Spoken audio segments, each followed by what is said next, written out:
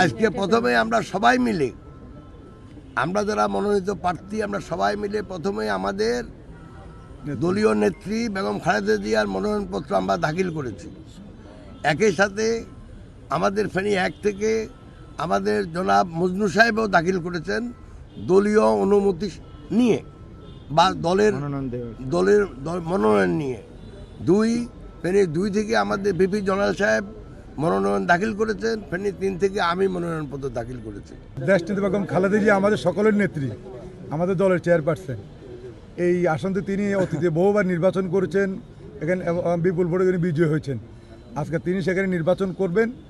আমি ওনাকে সাহায্য করার জন্য দল আমাকে দায়িত্ব দিয়েছে। আমি বেগম খালেদা জিয়াকে সাহায্য করার জন্য আমি কাজ করছি।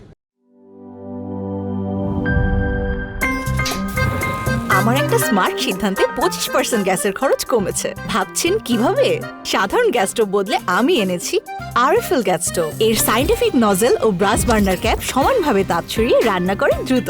তাই গ্যাসও বাঁচায় 25%, টাকাও বাঁচে 25%। আরএফএল গ্যাস স্টোভ, নিরাপদ ও গ্যাস সাশ্রয়ী।